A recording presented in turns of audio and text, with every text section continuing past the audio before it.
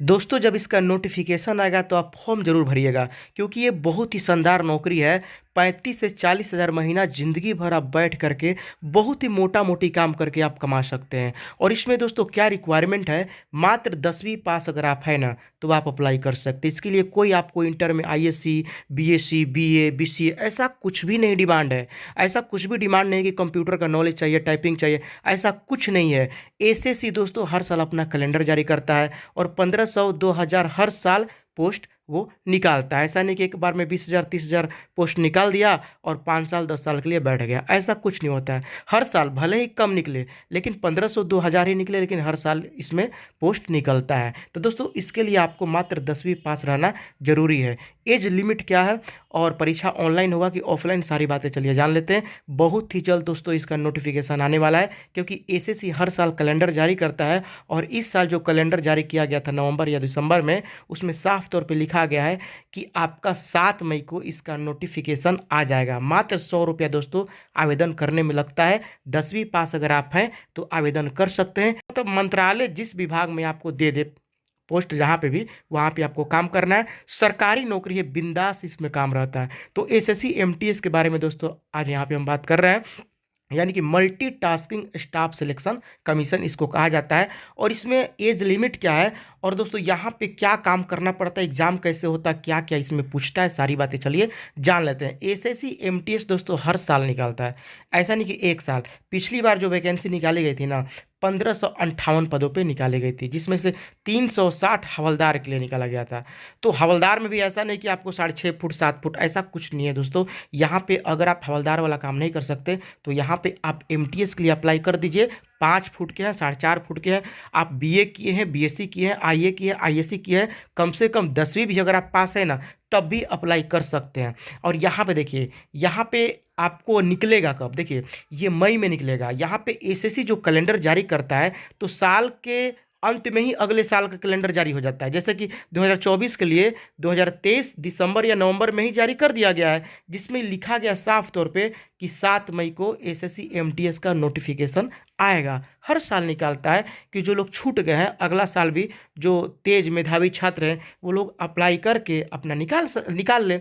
एक ही बार में सारा वैकेंसी अगर निकाल देंगे तो पता चलेगा कि बहुत सारे लोग छूट भी जाते हैं। अब इसमें एग्जाम कैसे होता है और क्या क्या पूछता है, दोस्तों इस वीडियो में हम बात कर रहे हैं एसएससी एमटीएस के बारे में। एक नौकरी है, सरकारी नौकरी, जो कि एसएससी के द्वारा यहाँ पे निकाली जाती है, एमटीएस यानी कि मल्टीटास्किंग स्टाफ सिलेक्शन कमीशन। अब यहाँ पे क्या है कि केंद्र सरकार जो है, हर साल केंद्र सरकार एसएससी के माध्यम से एमटीएस की वैकेंसी निकालती है, जो कि 10वीं लेवल की होती है।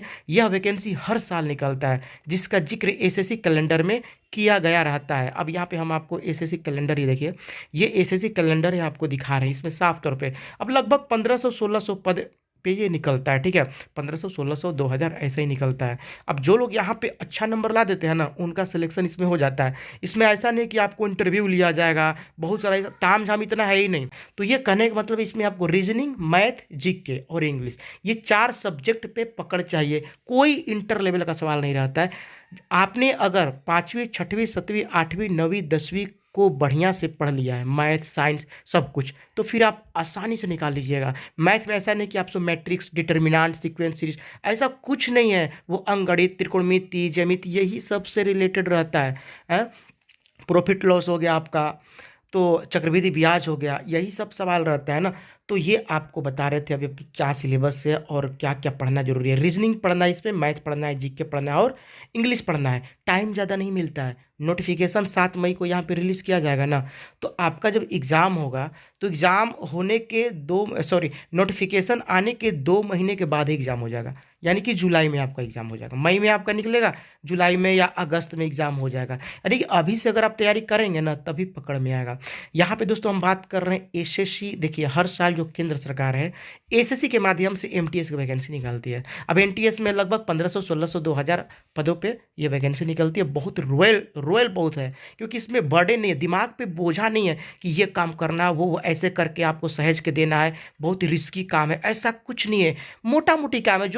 जो आपके ऑफिस में बड़े बड़े अधिकारी हैं ना, उनके निर्देशों का पालन करना। वो बोलेंगे कि फाइल यहाँ पे ले आओ तो आपको फाइल लेके जाना है, जेरोक्स कर दो तो जेरोक्स कर देना है।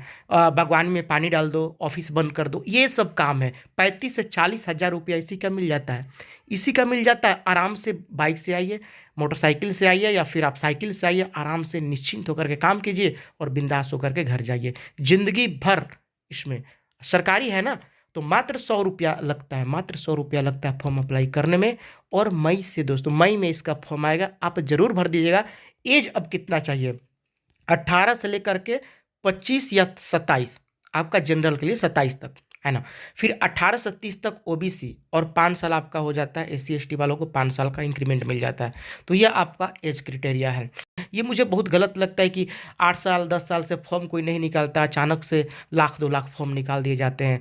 और बहुत सारे लोग तो देखते ही रह जाते हैं कि उनको तो कोई आइडिया रहता नहीं है कि पता नहीं कब फॉर्म आएगा, आएगा कि नहीं आएगा, और अचानक से आप निकाल देंगे तो वो छूट जाते हैं ना। तो हर साल निकालिए ना, हर साल निकालिए, 1000 2000 जितना निकालना हर साल निकालिए। ऐसे नहीं कि अचानक से निकाल दें आप, ऐसे नहीं निकालना चाहिए। यही तरीका है। इसीलिए तो एसएससी हर साल जो कैलेंडर जारी करता है ना, 1000 1200 1500 इतना ही पोस्ट निकालेगा, इतना ही पोस्ट निकालेगा, हर साल निकालेगा। अब ये नौकरी मिलता कहाँ है? देखिए, शिक्षा विभाग में, डाक विभाग में, या किसी भी सरकारी विभाग में आपकी नौकरी लग सकती है, लेकिन लगेगी तो सरकारी विभाग में ही लगेगी। ऐसा नहीं है कि मतलब कि कहीं भी, मतलब सरकारी विभाग में ही लगेगी। तो आज दोस्तों इस वीडियो में हम बात कर रहे थे एसएससी एमटीएस के बारे में, जो कि 10वीं पास कैंडिडेट भी अप्लाई कर सकते हैं। अगर आपने 10वीं पास किया है और 18 साल आपका पूरा हो गया है ना, तो आप इंतजार कीजिए, नोटिफिकेशन आएगा, हम आपको बताएंगे, जरूर बताएंगे, टेंशन मत लीजिए। चलिए, अभी के लिए बस इतना ही, मिलते हैं आप लोगों के साथ, तब तक के लिए इजाज़त दीजिए। जय हिंद, जय भारत।